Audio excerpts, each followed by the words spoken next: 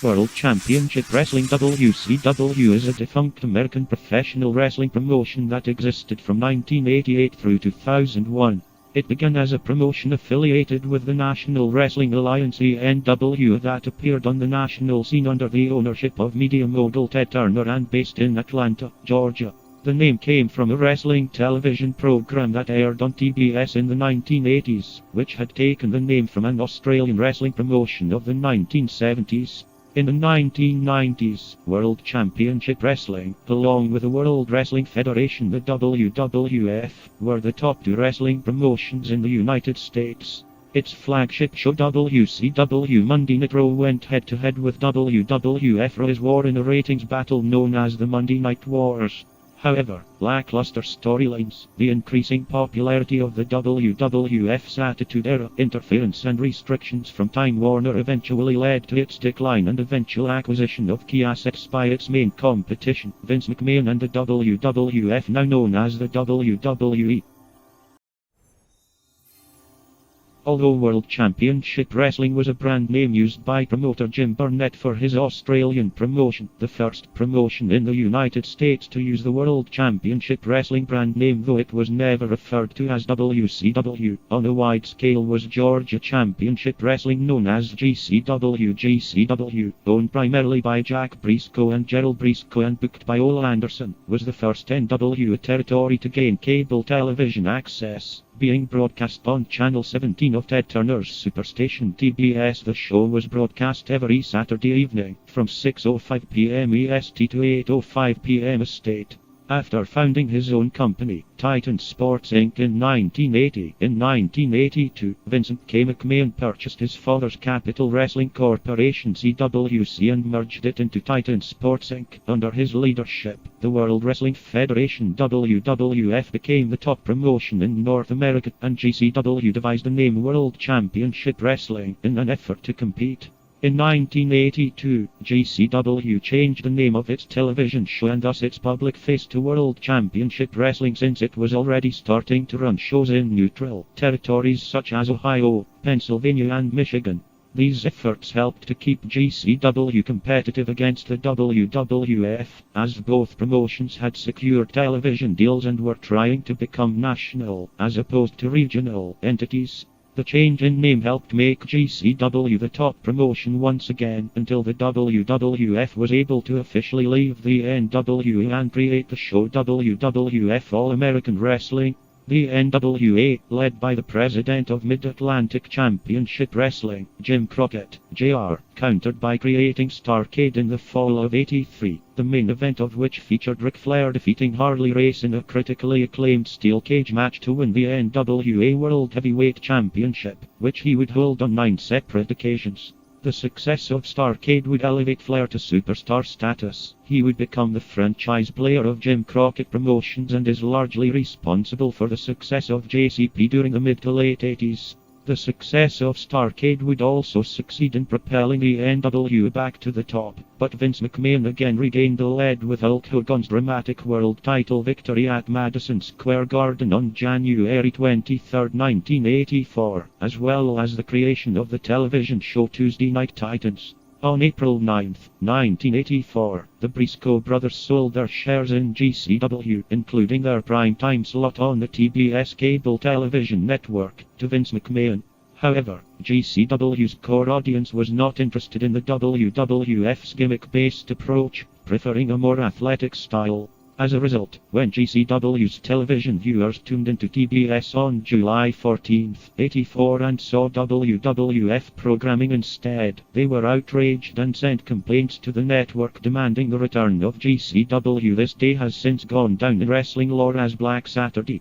Adding fuel to the fire was the fact that, despite originally promising to produce original programming for the TBS time slot, McMahon chose instead to provide only a clip show for TBS featuring highlights from other WWF programming, a move which angered network head Ted Turner and was a major factor in his decision to discontinue showing the WWF on his network.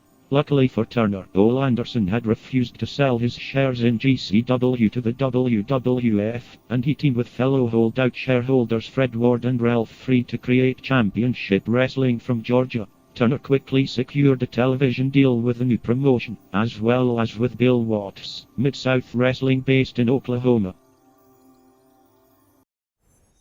In March 1985, McMahon sold his TBS time slot and the World Championship Wrestling, named to Jim Crockett Promotions JCP, owned by Jim Crockett, Jr., under pressure from Ted Turner. The WWF and its major superstar, Hulk Hogan, however, were now the superior figures of wrestling after the success of the first WrestleMania, so the sale took place to successfully put the company in better shape. The new WCW, which was now a combination of JCP Mid-Atlantic Wrestling and Championship Wrestling from Georgia, was now the top show on TBS, and Jim Crockett, Jr. became NWA president for the second time. By 1986, Jim Crockett Promotions controlled key portions of the NWA, including the traditional NWA territories in North and South Carolina, Georgia, and St. Louis, thanks in no small part to the success of the Jim Crockett Sr. Memorial Cup, which showcased talent from various NWA territories, as well as a working cross-promotional relationship with Vern Gainey's American Wrestling Association. JCP merged its NWA territories into one group, promoting under the banner NWA World Championship Wrestling. This sparked a feud between Crockett and Vince McMahon's WWF, and the companies attempted to outmaneuver each other to acquire key television slots. It was the WWF, however, who was able to become a hit in St. Louis and the rest of Missouri as well, which brought trouble to the NWA Central States. The WWF was able to become a hit across the country as well, as the feud between Hulk Hogan and Paul Orndorff appealed to a large audience. Following this, Bob Geigel became the NWA president once again. In the same year, JCP also purchased Geigel's Heart of America Sports Attractions, promoters of the Central States Territory, which owned the rights to promote wrestling shows through the states of Kansas, Missouri, and Iowa. In 1987, JCP would enter into an agreement to control Championship Wrestling from Florida and Universal Wrestling Federation, which covered Oklahoma, Mississippi, Arkansas, Texas, and Louisiana. By this time, the UWF had split from the NWA. This helped elevate Crockett to a third tenure as NWA president. The Florida and Mid-South territories, along with those companies' rosters of wrestlers, were absorbed into WCW. Jim Crockett Promotions now owned NWA St. Louis, the Universal Wrestling Federation, Mid-Atlantic, Central States Wrestling, Championship Wrestling from Georgia, and Championship Wrestling from Florida as well. JCP had almost accomplished its goal of creating a national promotion. Between the purchasing of several NWA territories, world-class championship wrestling in Texas, leaving the NW in '86, and later merging with Jerry Jarrett's Continental Wrestling Association in Memphis to create a new promotion, the United States Wrestling Association, JCP was the last bastion of the NWA, and the last member with national television exposure. Although JCP and the NWA were still two separate legal entities, with Crockett as NWA president, the NWA was effectively reduced to a non-paper organization funded by Jim Crockett Promotions, and allowed JCP to use the NWA brand name for promoting. With the large amount of capital needed to take a wrestling promotion on a national tour, the various territorial acquisitions had seriously drained JCP's coffers. He was in a similar situation to that of the WWF in the early 80s. The large debt load, and the success or failure of a federation hinging on the success or failure of a series of pay-per-view events. In '87, JCP marketed the fifth installment of Starrcade as the NWA's answer to the WWF's WrestleMania event. However, the WWF promoted their first Survivor Series event on the same day. The WWF informed cable companies that if they chose to carry Starrcade, they would not be allowed to carry future WWF events. The vast majority of companies showed Survivor Series. Only 5 opted to remain loyal to their contract with Crockett, resulting in only an $80,000 profit after expenses. In January 1988, JCP promoted Bunkhouse Stampede, and McMahon counter-programmed with the first Royal Rumble on USA Network. Both NW events achieved low buy rates, and the resulting financial blow led to the beginning of the end for JCP. The decision to hold these events in Chicago and New York alienated the Crockett's main fan base in the Carolinas, hampering their drawing power for arena shows in the Southeast. In 1984, Crockett had signed Dusty Rhodes and made him booker for World Championship Wrestling. Rhodes had a reputation for creativity and authored many of the memorable feuds and storylines of this period and gimmick matches like War Games. Also, Rhodes was responsible for elevating up-and-coming wrestlers such as Sting, Ricky Steamboat, Magnum TA, the Road Warriors Hawk and Animal, and Nikita Koloff, among others, to superstardom. By 1988, after 4 years of competition with Vince McMahon, and a long political struggle with champion Ric Flair, Rhodes was burnt out. Fans were sick of the dusty finish and other non-endings for shows that had obliterated the once profitable house show market. One of the last creative aspects Dusty Rhodes initiated was Clash of the Champions 1, on the night of WrestleMania 4. For a quarter hour, the Ric Flair vs. Sting match gained more viewers than WrestleMania. The epic match also made Sting a top player for WCW. By the end of '88, Rhodes was booking cards seemingly at random, and planning at one point to have mid-card wrestler Rick Steiner defeat Ric Flair in the 5-minute match at Starrcade for the NWA World Heavyweight Championship. After Starrcade '88, Rhodes was fired by the promotion after an angle he booked on November 26th. Where Road Warrior Animal pulled a spike out of his shoulder pad and jammed it in Rhodes' eye, busting it wide open, despite a strict no-blood policy laid down by Turner after his recent purchase of the company. To preserve the inexpensive network programming provided by Professional Wrestling, Jim Crockett Promotions was purchased outright by Turner on October 11, 1988. Originally incorporated by TBS as the Universal Wrestling Corporation, Turner promised fans that WCW would be the athlete-oriented style of the NWA. The sale was completed on November 2, 1988, with a television taping of NWA World Championship Wrestling that very same date in WCW's hometown of Atlanta. '89 proved to be a turnaround year for WCW, with Ric Flair on top for most of the year as both world champion and head booker. Flair helped bring in Ricky Steamboat and Terry Funk, and his pay-per-view matches with Steamboat were financially and critically successful. Young stars such as Sid Vicious, Sting, Scott Steiner, the Road Warriors, Brian Pillman, the Great Muta and Lex Luger were given major story leads and championship opportunities. 1990, however, would be an entirely different story, as Flair would be fired from being head booker in March 1990 after WCW talent began to argue that Flair was booking things in his favor. One of these examples was Flair's refusal to drop the WCW World title to Lex Luger, as he had already promised to drop it to Sting, who himself had been injured earlier in the year. Most in the business agreed that Sting was a much better talent than Luger. Under Flair's booking, TV ratings climbed and had great pay-per-views. Flair was eventually replaced by Ole Anderson. Despite this influx of talent, WCW soon began working to gradually incorporate much of the glamour and showy gimmicks for which the WWF was better known. Virtually none of these stunts, such as the live cross-promotional appearance of RoboCop at Capital Combat in May 1990, the Chamber of Horrors gimmick, and the notorious Black Scorpion storyline succeeded. In addition, house shows were also dropping to record lows after Ole continuously pushed older wrestlers who were loyal to him during the shows. Behind the scenes, WCW was becoming more autonomous and slowly started separating itself from the historic NWA name. In January 1991, WCW officially split from the NWA and began to recognize its own WCW World Heavyweight Championship and WCW World Tag Team Championship.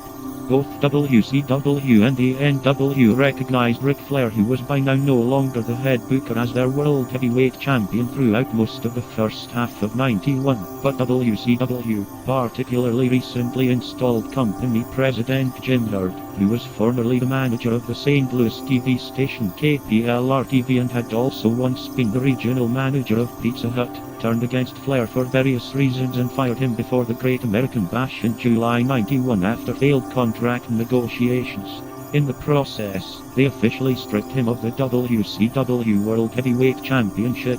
According to Flair's autobiography, they refused to return the $25,000 deposit he had put down on the Fiscal belt, so he kept it and brought it with him when he was hired by the WWF at the request of Vince McMahon. Flair then incorporated the belt into his gimmick, dubbing himself the real world's champion. On a side note, Flair eventually received his deposit, which with interest was over $38,000. WCW later renegotiated the use of the NWA name as a co-promotional gimmick with New Japan Pro Wrestling and sued the WWF to stop showing Flair with the old NWA World title belt on its programs, claiming a trademark on the physical design of the belt.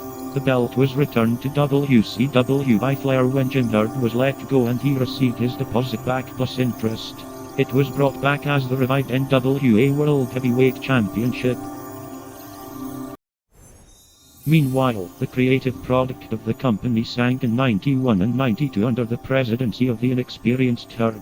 Ric Flair, who had conflicts with Herd, once stated that Herd knew nothing about wrestling, other than the fact that the station he ran had a hot show, referring to the once popular show Wrestling at the Chase, which was broadcast by KPLR-TV while Herd was manager there. According to Flair, Herd also wanted him to drop his entire Nature Boy persona, shave his head even though Flair's bleach blonde hair was one of his most recognizable trademarks, and adopt a Roman gladiator gimmick by the name of Spartacus in order to change with the times. This didn't sit too well with Flair and the creative committee. Committee member Kevin Sullivan was quoted as saying, "After we change Flair's gimmick, why don't we go to Yankee Stadium and change Babe Ruth's uniform number?" This backstage feud hit its breaking point when, during contract renegotiation, Flair refused to take a pay cut and be moved away from the main event position despite the fact that he was by far the company's biggest draw. He also refused to drop the title to Lex Luger as Herd wanted. Herd accused Flair of holding up the company. Flair tried to compromise to Herd and offered to drop the title to fellow horseman Barry Windham, saying that Windham deserved the title. Herd's other ideas included the Ding Dongs, a tag team whose sole gimmick was that they were obsessed with bells, the lumberjack named Big Josh who was accompanied to the ring by dancing bears, and the Desperados, a stable of bumbling cowboys. None of these ideas were received well by the rest of WCW, as they were seen by many as a poor attempt to mimic the WWF's more gimmick-oriented style, and Stan Hansen was so insulted by the Desperados gimmick that he left WCW outright when he was asked to be part of the group. Jim Cornette and Stan Lane would also depart from the promotion after having conflicts with Herd, thus breaking up the Midnight Express, one of WCW's top tag teams, and the Road Warriors would also leave in July 1990 because of conflicts with Herd. Herd was fired in January 92 and was succeeded by Kit Alan Frey.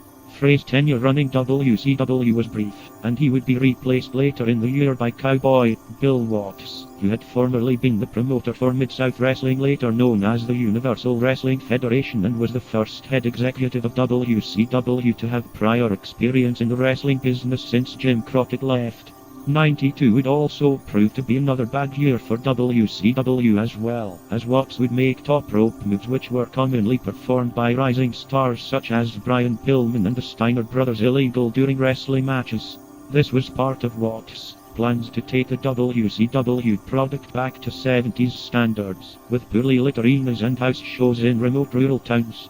This idea was not overly embraced by the rest of WCW after clashes with management over a number of issues, as well as feeling pressure from Hank Aaron over a racially sensitive piece of correspondence, as well as accusations of anti-Semitism from Paulie Dangerously and Scotty Flamingo, both of whom are Jewish. He resigned. He was subsequently replaced by Eric Bischoff. During the period that WCW operated with its own World Heavyweight Championship, while also recognizing the NWA's world title, Flair left the WWF on good terms and returned to WCW, regaining the NWA title from Barry Windham in July 1993. Immediately, the other, now smaller, member organizations of the NWA began demanding that Flair defend the title under their rules in their territories, as mandated by old NWA agreements. The title was later scheduled to be dropped by Flair to recruit the title change, which was exposed by the pre-taping of matches at the Disney MGM studios, known as the Disney tapings. The NW Board of Directors, working separately from WCW, objected to the title being changed without their vote, and WCW finally left the NW for good again in September 1993. WCW still legally owned and used the actual belt which represented the NWA World Heavyweight Championship, however, and Rick Rude even defended it as the Big Gold Belt, but they could no longer use the NWA name. The title thus became known as the WCW International World Heavyweight Championship, as the World Heavyweight Championship as sanctioned by fictitious subsidiary WCW International. WCW claimed that WCW International still recognized the belt as a legitimate world championship. For a short while, there were essentially two world titles up for competition in the organization, with Sting winning the WCW International title, while Flair captured the WCW World Heavyweight Championship from Big Van Vader. The two titles were unified by Flair in a match on June 23, 1994, when the experiment was jettisoned. The Big Gold Belt was then used to represent the lone world championship in the company. It was used as such until WCW's closure in 2001, and for a time in the WWF.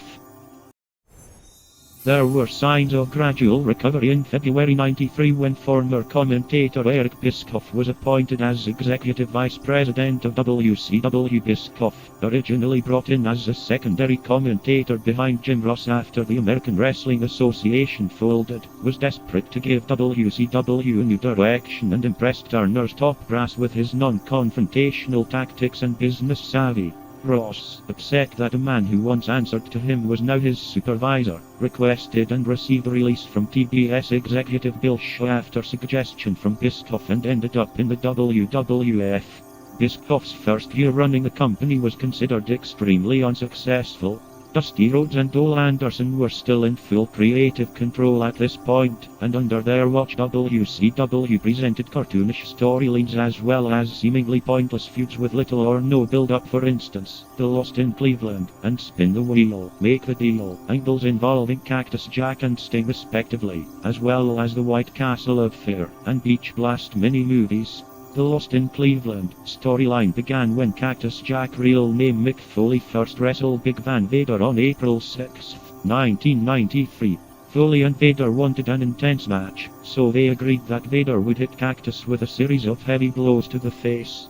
WCW edited the match heavily because it was against their policies to show the heavy bleeding that resulted. Foley suffered a broken nose, a dislocated jaw, and needed 27 stitches, but won the match by countout. Because the title did not change hands on the countout, WCW booked a rematch. Foley, however, wanted some time off to be with his newborn daughter and get surgery to repair a knee injury. As a result, in the rematch with Vader on April 23, the two executed a dangerous spot to sell a storyline injury. Vader removed the protective mats at ringside and powerbombed Cactus onto the exposed concrete floor, causing a legitimate concussion and causing Foley to temporarily lose sensation in his left foot and hand. While Foley was away, WCW ran an angle where Cactus Jack's absence was explained with a farcical comedy storyline in which he went crazy, was institutionalized, escaped, and developed amnesia. Foley had wanted the injury storyline to be very serious and generate genuine sympathy for him before his return. The comedy vignettes that WCW produced instead were so bad that Foley jokes in his autobiography that they were the brainchild of WCW executives, who regarded a surefire money-making feud as a problem that needed to be solved. On July 6, 1993, WCW began the aforementioned Disney tapings, a move which would grow into a major headache for them. In order to save money, the promotion rented out a studio located at the Disney MGM Studios in Orlando, Florida, and proceeded to tape its syndicated television programming months before it was to air on television. Wrestlers were often forced to appear on camera with belts they would not actually win for several more months, exposing future WCW storylines to those in attendance, most of whom were tourists who had been coached to cheer and boo on cue. Footage of Rude with the NWA title shot at these tapings had caused the controversy with the NWA discussed above. Moreover, the tapings also caused confusion in the tag team division, as they had revealed that Arn Anderson and Paul Roma were to win the WCW World Tag Team titles from the Hollywood Blonde Stunning Steve Austin and Flying Brian Pillman. The promotion had decided to swerve the fans at the Live Beach Blast pay-per-view event in July and keep the titles on the Blondes, but the live Clash of the Champions 14 show was to take place in August before the already shot footage of Anderson and Roma as tag team champions was to begin circulating in late August.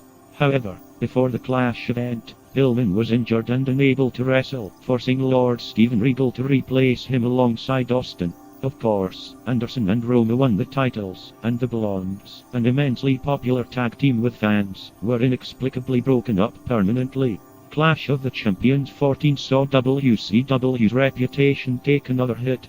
In '93, Ric Flair returned to WCW from his WWF tenure, but was constrained by a no-compete clause from his WWF contract. In response, WCW gave him a talk show segment on its television shows called A Flair for the Gold, in the mold of the old Piper's Pit segments from 1980s WWF programming starring Roddy Piper. During a segment of the talk show at the Clash, WCW decided to introduce a mystery partner for the Bag of Faces, a masked man known as the Shockmaster. The Shockmaster Fred Ottman, previously known as Typhoon in the WWF, was supposed to crash through a fake wall and intimidate the heels. Instead, he tripped through the wall and fell on his face on live television, inadvertently rendering himself a joke character despite winning some matches. Adding insult to injury was the Shockmaster's mask, which was unmistakably a Star Wars stormtrooper helmet bedazzled in glitter and silver paint, falling off of his head. Dusty Rhodes later claimed that a 2x4 was placed on the bottom of the wall, which had not been there on a successful rehearsal, which caused Ottman to trip and stumble. By November '93, WCW decided to once again base a promotion around Ric Flair. This was seen as more or less a necessity after prospective top babyface Sid Vicious was involved in an incident with Arn Anderson which resulted in hospitalization of both men while on tour in England 8 weeks before Starrcade and was fired. Flair then placed his career on the line against Big Van Vader for the WCW World Heavyweight Championship. Flair won the title at Starrcade and was once again made Booker. That did not stop WCW from suffering massive financial losses in '93, however, a staggering $23 million.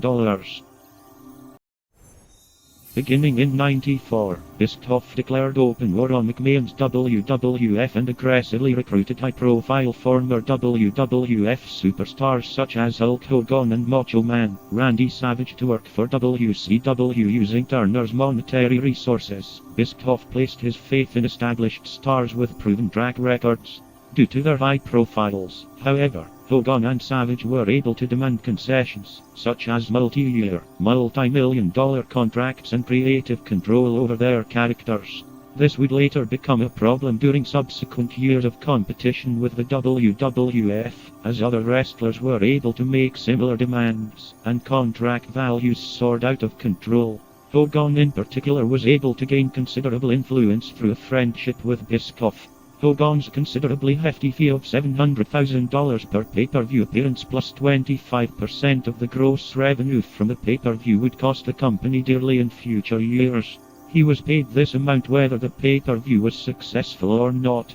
Hogan's creative control would later prove to be a large hindrance during WCW's future success, such as during Starrcade '97.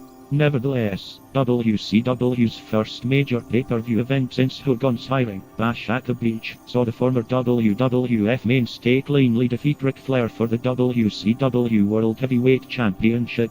The two had worked for the WWF at the same time from '91 to '92, and a feud was teased between them, but the big money match originally planned for WrestleMania 8 was changed to Flair vs Savage and Hogan vs Sid. When WCW delivered the match, the event drew high buy rate by WCW standards due to mainstream intrigue and hype. In December '94, Savage would debut in WCW and competition began heating up even more between the WWF and WCW in '95. A new pay-per-view event called Uncensored was created and the Great American Bash, which had not aired since '92, was revived as well. In a mid-95 meeting, Turner asked Bischoff how WCW could conceivably compete with McMahon's WWF. Bischoff, not expecting Turner to comply, said that the only way would be a prime-time slot on the weekday night, possibly up against the WWF's flagship show, Monday Night Raw. Turner granted him a live hour on TNT every Monday night, launching the weekly show WCW Monday Nitro, which debuted on September 4, 1995, live from the Mall of America in Bloomington, Minnesota, which specifically overlapped with Raw. The show was expanded to 2 live hours in May 96 and later 3 in February 1998. Bischoff himself was initially the host, alongside Bobby Heenan and ex-NFL star Steve Mungo McMichael.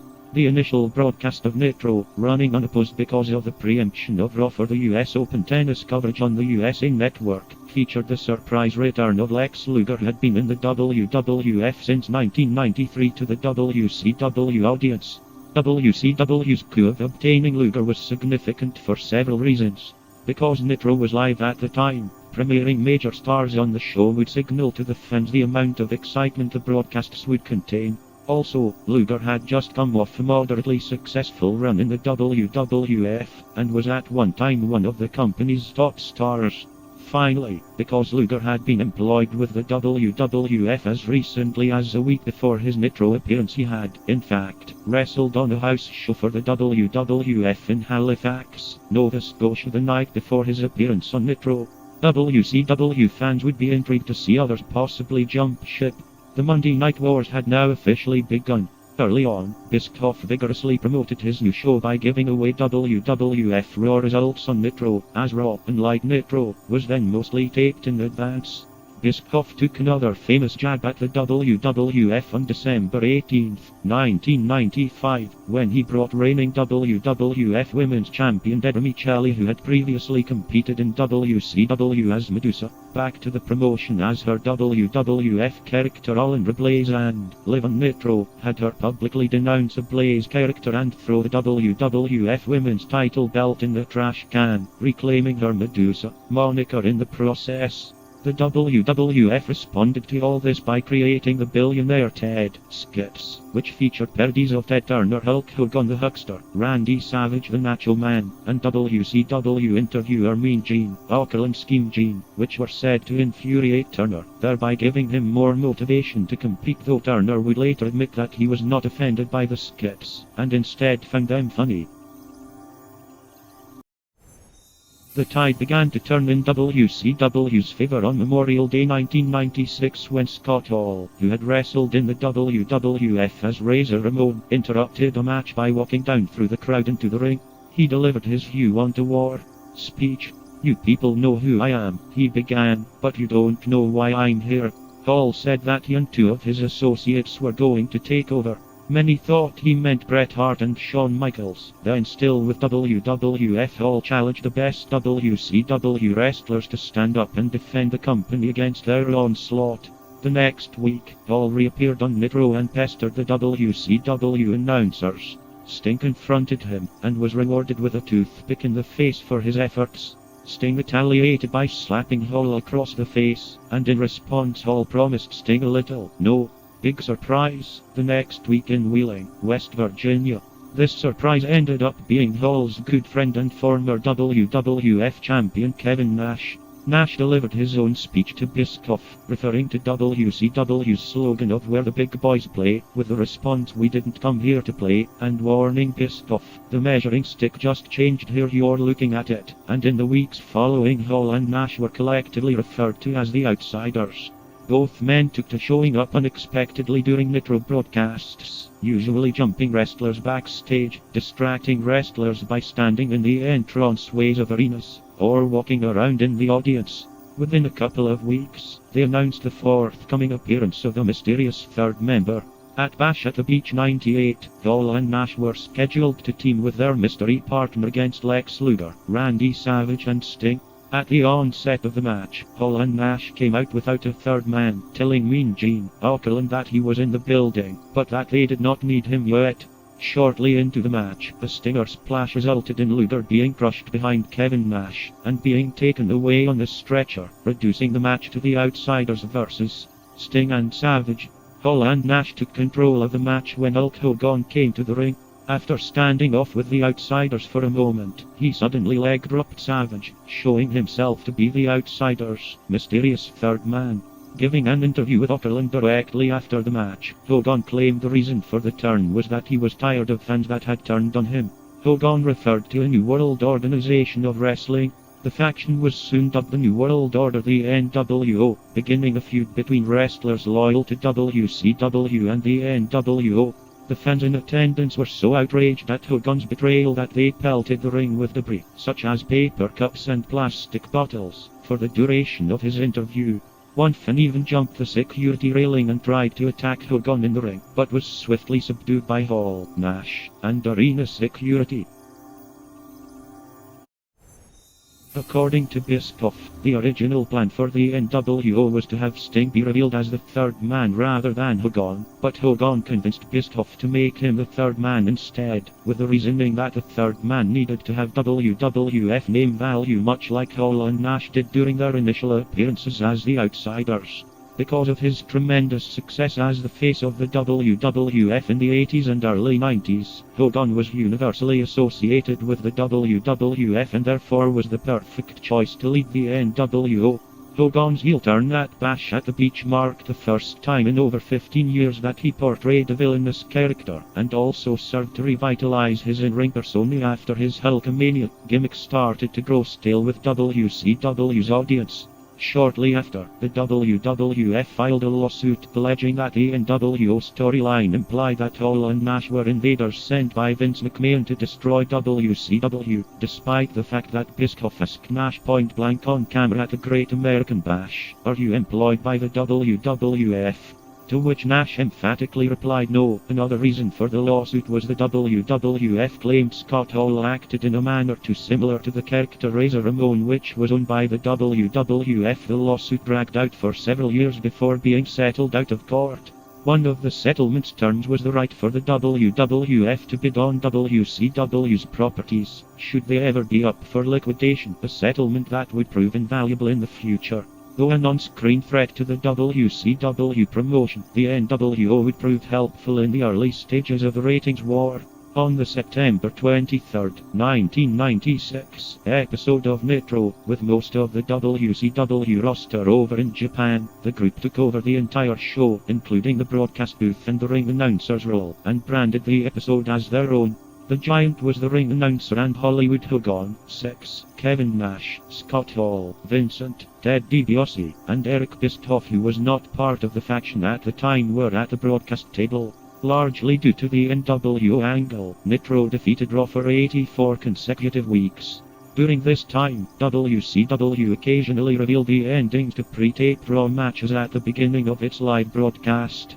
Bischoff reasoned that fans who were open to switching between the two programs would be less inclined to switch to Raw if fans knew ahead of time how the matches would end. In 1997, WCW entered its peak. The NWO began feuding with the revived babyface Four Horsemen as well as the returning WCW hero Sting. Sting had changed his gimmick when he returned to WCW television, becoming a darker, brooding character, largely based on the Crow. Sting would be in the rafters of WCW arenas watching the WCW/NWO feud, and sometimes rappel down into the ring to help WCW wrestlers fighting the NWO. The latter feud served to build up Starrcade in December, when WCW delivered the Sting vs. Hogan match for the WCW World Heavyweight Championship. The event drew WCW's largest buy rate, and Bischoff was largely praised in the months leading up to this event because of his refusal to give away a Sting vs. Hogan title match for free or without proper build-up. Indeed, the Hogan/Sting angle endured for approximately 15 months. Wrestling fans consider this show to be the beginning of the end for WCW. However, even as they were dominating the WWF in the television ratings, Hogan was heavily criticized for not allowing a clean finish to the match, which confused and irritated fans who had waited over a year to see Sting take down the NWO. The finish actually involved the recently introduced Bret Hart, who had refereed the preceding match between Bischoff and Larry Zbyszko for control of Nitro, coming down to the ring after Hogan had supposedly won the match. Hart alleged that referee Nick Patrick had performed a fast count on Sting and wanted to make things right. By many accounts, however, including Bischoff's in his memoir Controversy Creates Cash, the count looked like a normal count, so Hart's protestations did not make sense. Replays of the 3 count on later shows had the video sped up to hide this. Hart insisted that the match continue with himself as referee in order to prevent Sting from being screwed, like Hart had legitimately been at the Montreal Screwjob the month prior, which had ended his run with the WWF and hastened his arrival in WCW. In essence, whereas fans were promised a classic battle between Hogan and Sting in which the latter would defeat the leader of the NWO, they were presented with a Fox Riverside pot shot at the Montreal Screwjob. The inclusion of Hart himself confused and frustrated fans even more, as Hart had no part in the feud between Hogan and Sting. To add insult to injury, it was decided that because of the messy finish to the match and the rematch on the following Monday's Nitro, Sting was stripped of the WCW title on January 8, 1998, on the debut episode of WCW Thunder. Hogan and Sting would face each other again for the vacant championship at Super Brawl 8 the next month. Starrcade represented in many ways WCW's golden opportunity to pull farther ahead of the WWF and send the federation to its demise. With WCW steadily making money and firmly dominating the ratings battle, the pay-per-view could have been a devastating blow to the WWF's comeback. However, WCW alienated its fan base instead. Even though the buy rate for Starrcade was the largest WCW had ever seen for a PPV, it was the turning point in the Monday Night Wars, and the WWF would soon be on the rise. When Bret Hart was planning to leave the WWF in 1997 after signing a contract to WCW prior to the Montreal Screwjob at the Survivor Series, it looked as though WCW was in position to permanently eclipse the WWF, if not put them out of business. WCW appeared to possess the biggest stars in the industry, such as Hogan, Savage, Sting, Flair, Hart, Hall and Nash. In addition, the company had credible mid-card stars such as Chris Jericho, Eddie Guerrero, Chris Benoit, Dean Malenko, and Raven, as well as an exciting cruiserweight division featuring high-flying international competition from Mexico and Japan, where the high-flying style of wrestling was popularized. However, things would not unfold as WCW had planned. Turner sought to capitalize on WCW's momentum by launching a new Thursday night show on TBS WCW Thunder in January 98. Popular opinion was that the Screwjob and WCW's subsequent acquisition of Hart were death blows for the WWF. WCW had a golden opportunity to capture the allegiances of WWF fans who were disenchanted with the company after its poor treatment of the popular star. But according to Hart, the company failed to capitalize on his talent and momentum, and had no idea how to properly utilize him. Vince McMahon had described Hart as the kind of wrestler who a promoter builds his whole company around, but WCW generally used him as a mid-carder. Their biggest hope was that Hart would help create inroads in foreign markets such as his native Canada, Germany, and the United Kingdom. Bischoff contends that due to the events of Montreal, Hart's passion and desire for the business was not as it was during his WWF heyday. Montreal had taken his toll on him, Bischoff stated in his autobiography. It was all he talked about, constantly. Furthermore, Hart would suffer an injury during a match with Goldberg that forced him into retirement. In any event, Hart's WCW tenure failed to live up to expectations. As WCW coasted with the same basic formula they had been following, McMahon set about revamping his creative approach and set in motion events that later put his company ahead of WCW for good. Under the WWF Attitude moniker, he elevated rising stars like Steve Austin, The Rock, Triple H and his DX group, Mankind, and Kane. After Starrcade, Sting's presence on WCW's main card would begin to fade as he became an afterthought to the split-up of the NWO.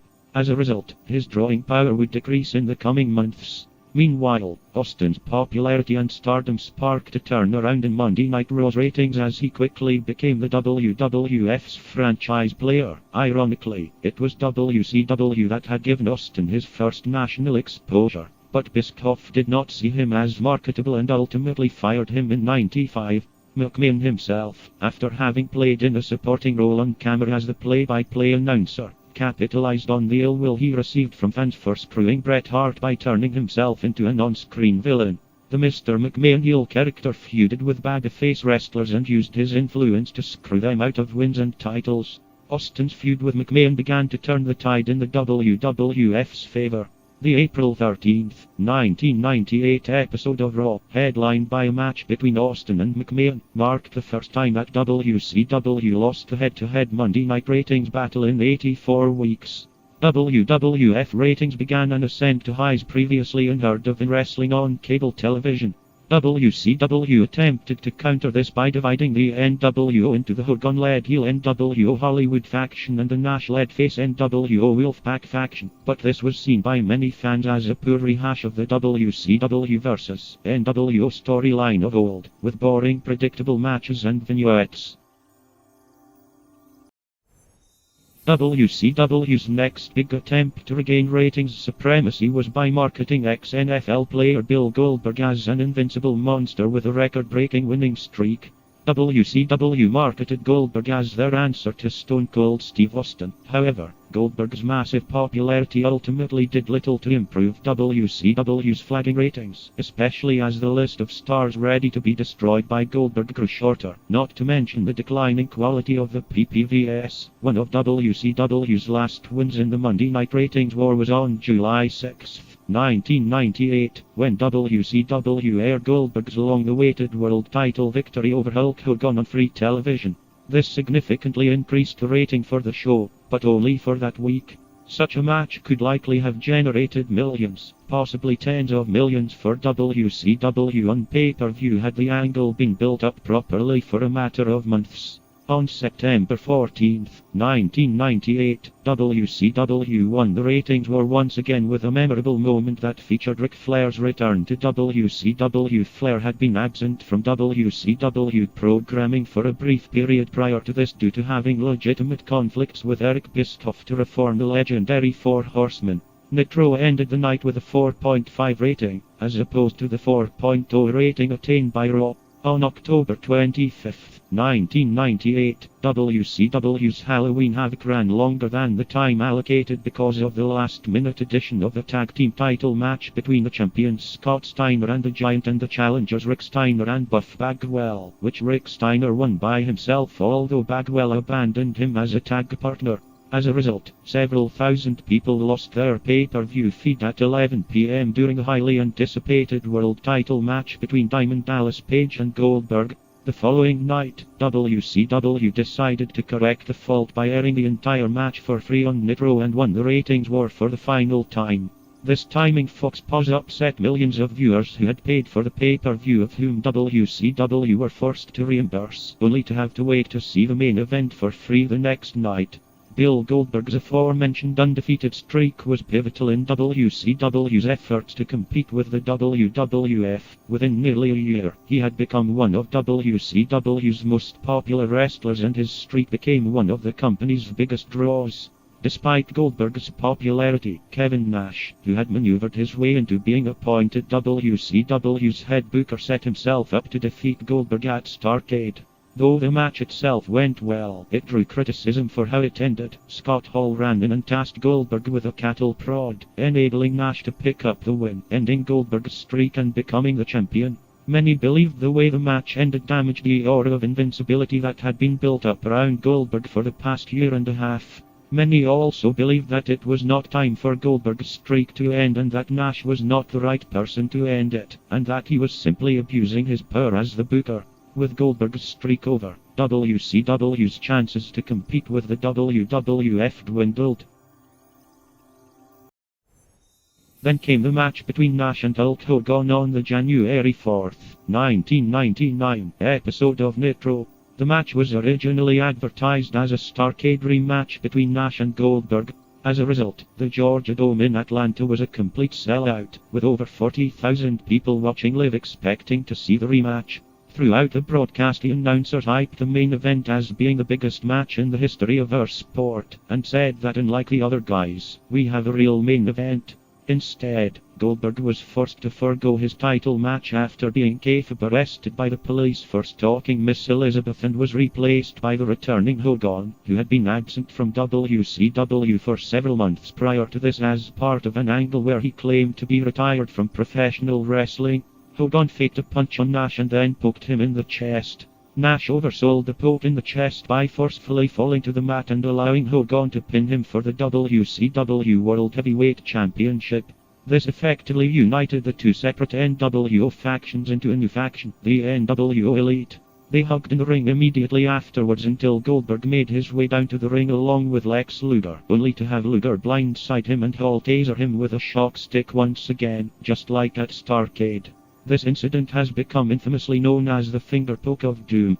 This bait and switch damaged the credibility of the company as a whole, having failed to present the advertised match and using underhand tactics to sell out the arena for that night's telecast. Also, on the same episode of Nitro, play-by-play announcer Tony Schiavone, under direction from Bischoff, revealed that Mick Foley, who was portraying his popular Mankind character at the time, would be winning the WWF Championship on the taped edition of Raw and mocked the WWF for making what he implied was a bad business decision, sarcastically saying, "That's gonna put some butts in the seats." Schiavone was alluding to the fact that, like Austin, Foley had worked for WCW but left in '94 after deciding Bischoff would never give him a prominent role in the company. Nielsen ratings indicated that over 300,000 households changed the channel to watch the victory and shifted the ratings for the night in the WWF's favor. WCW slid into a period of extravagant overspending and creative decline. The reasons and the people responsible are still a matter of debate. One possible reason was the overuse of celebrities in pay-per-view matches, such as Dennis Rodman and Jay Leno. Also, WCW's credibility was damaged by product placement, such as Rick Steiner trading barbs with Chucky the Killer doll in order to advertise the 1998 film Bride of Chucky. In addition, top-level stars had no motivation to excel in the ring due to their long-term contracts. WCW did not promote its younger stars to the company's top slots, a charge admitted by Bischoff. Despite having talented younger wrestlers like Chris Jericho, Chris Benoit, Dean Malenko, Billy Kidman, Chavo Guerrero, JR, Eddie Guerrero, Perry Saturn, Raven, Booker T, and Rey Mysterio, JR, on its roster, they were kept away from the main event scene. Of these wrestlers listed, 5 would go on to headline main events in WWF and become world champions. Both Eddie Guerrero and Booker T have also since been inducted into the WWE Hall of Fame for their in-ring achievements, something WCW bookers believed these men would never be able to sell as. WCW programming had started to decline in quality, leading to a loss of viewers, and the company reacted by throwing money at personalities, something it could ill afford to do. Talents were reportedly signed to keep them from appearing on WWF television. At one point, WCW held over 260 individual performers under guaranteed contracts, many of whom rarely appeared in its programs. During one Thunder program, only 15 of the 260 contracted wrestlers appeared on screen. Also in '98, Bischoff recruited the Ultimate Warrior, a former WWF star, to feud with Hogan to capitalize on the Hogan and Warrior match at WrestleMania 6. Their October 1998 rematch at Halloween Havoc was considered as one of the worst matches in pay-per-view history, and, although the feud between Warrior and Hogan leading up to the match was initially well received, interest soon dissipated after several convoluted and unrealistic segments involving the two were aired on WCW programming. Warrior also insisted on elaborate and costly apparatuses, such as a trapdoor in the ring which badly injured a British bulldog when he landed on it awkwardly earlier in the event. Warrior would vanish from WCW shortly afterwards. According to Bischoff's autobiography, controversy creates cash. Time Warner increasingly micromanaged WCW, severely hindering and occasionally overriding Bischoff's control of the company. Time Warner initially gave him slight restrictions as to what he was and was not allowed to do with WCW. The restrictions mounted as time passed, with impending lawsuits between the WWF and WCW adding more. By the summer of 1998, he was outright ordered to alter WCW's format to a more family-friendly output. The forced shift in WCW's programming came while the WWF, buoyed by its new attitude, branding and product, was regularly beating an increasingly stagnant WCW week after week in the Monday Night Ratings war. Also, Time Warner had ordered WCW like the other companies under Time Warner ownership to slash their budget, putting even more strain on the company. As it was common knowledge that many executives in WCW ownership from the Turner-owned era to the AOL Time Warner years hated the idea of wrestling on their stations and attempted to remove the company entirely, Bischoff maintains that the restrictions and mandates placed on WCW was done in order to accomplish and accelerate the promotion's demise. By late 1999, WCW began losing around $5 million a month. Attendance, pay-per-view buys and ratings were down significantly. Harry Schiller, who served as the president of Turner Sports at the time and acted as Eric Bischoff's superior, had Bischoff removed from control of the promotion on September 10, 1999. After several failed storylines and marketing campaigns lost WCW a considerable amount of money. These included a failed push for the 1970s rock group Kiss through WCW shows, a storyline involving rapper Master P and the No Limit Soldiers, and a failed contest to find a new member of the Nitro Girls. Kiss had collaborated with WCW to promote the Demon, a gimmick created in the band's image. The character was originally portrayed by Bryan Adams and then by Dale Torborg. As a way of introducing the Demon, Kiss closed out an episode of Nitro with a live performance of their hit song God of Thunder, during which the Demon made his debut. The segment is widely considered to be one of the lowest rated segments in the history of Nitro, and the Demon character quickly lost its momentum. As part of the deal with Kiss, the Demon was contractually obligated to receive a main event match on the pay-per-view, a stipulation WCW fulfilled by having him lose to mid-card wrestler The Wall in under 4 minutes in the fourth of 11 matches at Super Brawl 2000, which the announcers referred to on air as a special main event. A planned Kiss-themed stable called the Warriors of Kiss was scrapped when the angle was dropped. The No Limit Soldiers were introduced as part of a music-themed angle pitting them against the country music-themed stable the West Texas Rednecks, with the whole program being an attempt by WCW to cash in on the popularity of hip-hop music at the time. However, despite the fact that the No Limit Soldiers were presented as the babyfaces in the feud, WCW's mostly southern audience rejected them and cheered the villainous, rap-hating West Texas Rednecks instead. With Bischoff's removal, an announced $1 million contest was later cancelled and the planned Nitro animated series was scrapped as well. The Road Wild pay-per-view event, a Bischoff creation, would also be discontinued. Bischoff was unexpectedly replaced by then WCW Vice President of Strategic Planning Bill Bush, who was named Senior Vice President. Bush would bring in former WWF head writer Vince Russo and his colleague Ed Ferrara. Russo and Ferrara presented themselves as the brains behind the Attitude Era, and WCW offered them lucrative contracts to jump ship in October 1999. Russo and Ferrara tried to replicate the same writing format known as Crash TV they had used to revamp the WWF's creative product in the onset of the Attitude Era, but at a more accelerated pace. They also tried to push the younger WCW talent straight away and phase out aging stars such as Hogan and Flair. Russo and Ferrara struggled to gain approval for their near-the-knuckle ideas from WCW management, such as a Payota on the pole match between Mexican wrestlers. In late 1999, Russo and Ferrara revived the NWO as the NWO 2000, this time with Jeff Jarrett and Bret Hart at the helm. They next targeted WWF announcer Jim Ross with a parody character called Oklahoma, who was played on screen by Ferrara and would go on to win the WCW Cruiserweight Championship. Ross suffered from Bell's palsy, and the character lampooned his resultant facial defect.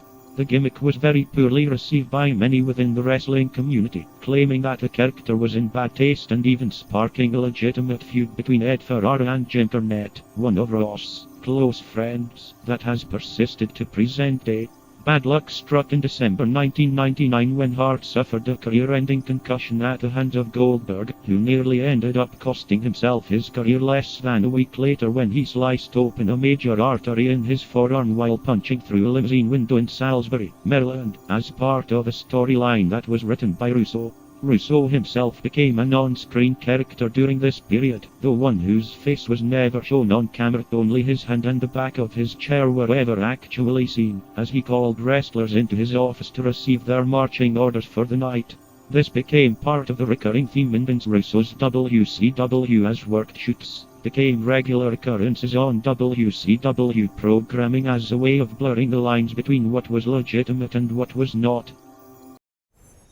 Russo and Ferrara were suspended 3 months later amid rumors that they wanted to make former UFC fighter Tank Abbott the WCW World Heavyweight Champion. Abbott, despite his legitimate fighting background, had little wrestling experience and had failed to connect with WCW audiences. Kevin Sullivan, who had been an on and off booker over the course of several years, was appointed as the new head writer in the interim. The new writing team attempted to appease the demoralized wrestlers and fans by putting the World Heavyweight Championship on Chris Benoit at Sold Out in January 2000. However, Benoit was among a group of wrestlers who expressed their intent to leave the company prior to the show because Sullivan was not particularly fond of them. Benoit, in particular, had a personal grievance with Sullivan dating back several months as a storyline with the two that involved Benoit winning the services of Sullivan's manager, woman Sullivan's then-wife Nancy, led to an extramarital affair that resulted in a real-life relationship developing between Benoit and woman. Benoit, along with his similarly frustrated friends Eddie Guerrero, Dean Malenko, and Perry Saturn among several others, voiced their grievances to Bush, who initially told them he would take Sullivan off Nitro and Thunder where they wouldn't have to work under him, only to turn around and tell them they were all being sent home except Benoit. Benoit doubled down on his stance and backed his fellow wrestlers. He handed the belt back right after winning it and he, along with Guerrero, Malenko, and Saturn, signed with the WWF the next day. The four quickly became popular in the WWF as the Radicals. This loss of valuable talent led to Bush being fired as senior vice president. He would be replaced by Turner programming executive Brad Siegel. On February 11, 2000, 12 wrestlers, including African-American wrestler Hardbody Harrison and Japanese-American manager Sonny Onu, launched racial discrimination lawsuits against WCW, charging that, as a result of their ethnicities, they had not been pushed, had not been paid as well as other wrestlers and personalities, and had been given offensive gimmicks. Some speculated that the charges of racism led to African-American wrestler Booker T winning the WCW championship later that year, and his real-life brother Stevie Ray being made a color commentator. Stevie Ray himself acknowledged that it may have been a factor. Onu claimed that he had been given a disrespectful gimmick and that his final salary of $160,000 was only half of the average pay for a wrestler at that time. Under Russo's leadership, WCW would continue to lose ratings. On January 3, 2000, Nitro was reduced to 2 hours in an attempt to bolster the show's aggregate ratings score, but the elimination of the show's third hour accelerated the company's ratings decline. Nitro registered a 1.8 rating for its April 3, 2000 episode, which was the second lowest WCW television rating to date. In April 2000, with ratings hitting lows, Russo and Bischoff were reinstated by WCW, where, in another attempt to get WCW's creative product turned around, they decided to reboot WCW into a more modern, streamlined company. All angles taking place at the time were immediately dropped and all championships were vacated, effectively restarting WCW with a clean slate. Russo and Bischoff believed that this approach was the most effective way to salvage WCW's damaged product. The first major storyline to take place in WCW following the reboot saw Bischoff and Russo form an on-screen union that stood up for the younger talent in the company, which they dubbed the New Blood in their battle against the Millionaires Club, which consisted of the older, higher-paid, and more visible stars such as Hogan, Sting, and Diamond Dallas Page. Though initially well received, the storyline quickly degenerated into yet another NWO rehash, with the heel NWO recast as the New Blood and the face WCW embodied in the Millionaires Club. Had the reverse been done, with the New Blood as faces and Millionaires Club as heels, the angle may have worked, but many saw the casting as an attempt for sympathy towards the veterans who had already gained bad reputations behind the scenes. Oddly, the New Blood was disbanded before the New Blood Rising pay-per-view began.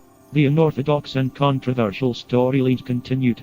Although neither was a trained wrestler, both Russo and actor David Arquette each won the WCW World Heavyweight Championship, the latter in order to promote the box office flop Ready to Rumble, though Arquette was vehemently against winning the championship, believing that fans, like himself, would detest a non-wrestler winning the title. As neither looked physically capable of defeating actual wrestlers in the match, the title's credibility hit rock bottom as a result. In WWE's The Rise and Fall of WCW documentary, Jim Ross said that Arquette winning the championship was a farce and an embarrassment, and David Crockett, the brother of Jim Crockett, Jr., who worked as one of WCW's backstage producers, said that WCW might as well throw the title in the trash can. Goldberg turned heel for the first time in his career at the Great American Bash, but the execution of the turn was botched, and after a lackluster feud with Kevin Nash and a failed attempt to duplicate his original streak, Goldberg's drawing power was greatly diminished. During this time period, Vince Russo had many behind-the-scenes conflicts with Hulk Hogan. Russo believed that Hogan's time in the spotlight was over and began using him less and less on WCW programming. Whenever Hogan did appear, he was usually relegated to essentially being a jobber to the stars, being forced to job to other main event wrestlers such as Sting and Goldberg, as well as to Billy Kidman, whom Russo had Hogan feud with in an attempt to elevate Kidman to main event status. However, the feud did little for either Kidman or Hogan. When it was announced that Hogan would be facing Jeff Jarrett for the WCW World Heavyweight Championship at Bash at the Beach, the writing team informed Hogan that he would be jobbing to Jarrett once again.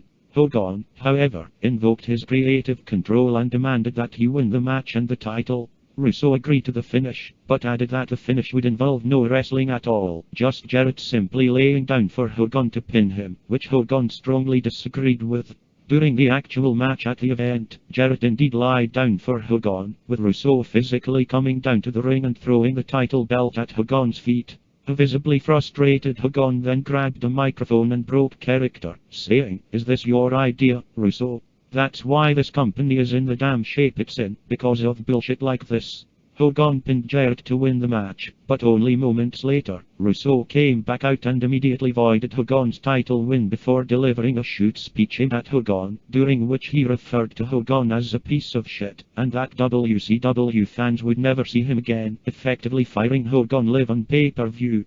This eventually led to Hogan filing a defamation of character lawsuit, which was dismissed in 2002. Infuriated by Russo's actions which conflicted with his intentions for Bash, Bischoff departed once more in July 2000. At the New Blood Rising pay-per-view on August 13th, an injured Goldberg walked out of a triple threat elimination contest against Kevin Nash and Scott Steiner, violating the script of the match, and swore at Russo on his way back to the dressing room on camera, leaving Steiner to wrestle and lose to Nash by himself. As a result of Goldberg's actions at New Blood Rising, the storyline was drastically changed to a rivalry between Steiner and Goldberg, culminating in a match at Fall Brawl in September 2000, which Steiner won. Immediately afterward, Russo informed Goldberg that if he ever lost another match from that point, he would be released from his WCW contract. In truth, however, this was an opportunity for Goldberg to heal from previous injuries. Russo was gone from the promotion entirely by late 2000, leaving former All Japan Pro Wrestling star Johnny Ace holding the reins. During this time, a short-lived crossover feud began involving stars of WCW and Battle Dome. Meanwhile, Time Warner had bought out Turner's empire in 1996, including WCW. Turner was personally faithful to WCW regardless of whether it was losing him money, because an earlier incarnation of the promotion had helped establish Turner's first television station, WTBS. However, Time Warner did not share his loyalty, especially when accounts showed that WCW was losing between $12 and $17 million a year at this point, and $60 million in 2000 alone. But Turner was still the single largest Time Warner shareholder, so WCW continued to operate at his behest. When AOL merged with Time Warner in 2000, Turner was effectively forced out. Although WCW tried to alleviate the strain of debt in early 2001, the financial burdens proved too much for the promotion and its new parent, AOL Time Warner. Once it gained the power to sell off WCW, AOL Time Warner looked to do so in order to cut its losses. The sale nearly occurred in late 2000 to Bischoff and a group of private investors calling themselves Russo Media Ventures, with news reports and even Eric Bischoff declaring a deal was in place.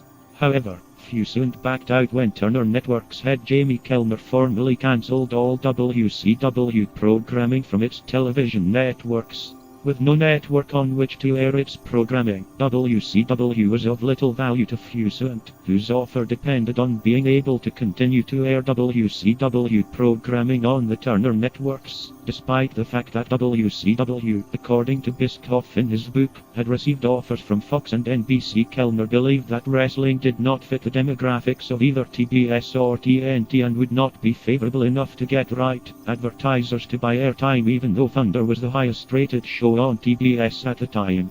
In the book Nitro, The Incredible Rise and Inevitable Collapse of Ted Turner's WCW by Guy Evans, it is said that a key condition in WCW's purchase deal with Fusant was that Fusant wanted control over time slots on TNT and TBS networks, regardless of whether these slots would show WCW programming or not. This influenced Kellner's decision to ultimately cancel WCW programming. WCW's losses were then written off via purchase accounting, according to Evans. In the post-merger environment, the new conglomerate was able to write down money-losing operations, essentially eliminating those losses because of their irrelevancy moving forward. On March 23, 2001, all of WCW's trademarks and archived video library, as well as a select 24 contracts, were sold to Vince McMahon and World Wrestling Federation Entertainment, Incorporated through its subsidiary, WCW Inc. WCW's intangible properties were purchased for $3 million. Most of the main event level stars including Ric Flair, Goldberg, Kevin Nash, and Sting were contracted directly to parent company AOL Time Warner instead of WCW, and thus all Time Warner was forced to continue to pay many of the wrestlers for years. The company's legal name reverted to Universal Wrestling Corporation. It would remain listed as a subsidiary of Time Warner until December 16, 2017, when it was merged into Turner Broadcasting System. TNT did allow final Nitro show to air from Panama City Beach, Florida, which had been scheduled for the following Monday on March 26. McMahon opened the last ever episode of WCW Monday Nitro with a simulcast with WWF Monday Nitro, which aired from Cleveland, Ohio, with a self-praising speech. The final WCW World Heavyweight Championship match for the show and the company saw WCW United States Heavyweight Champion Booker T defeat Scott Steiner to win the WCW World Heavyweight Championship. The main event featured Sting defeating Ric Flair with the Scorpion Deathlock as a culmination of their trademark feud. Then both men embraced one another at the match's conclusion. This was a direct parallel to the very first Nitro, where Sting vs. Flair was also featured.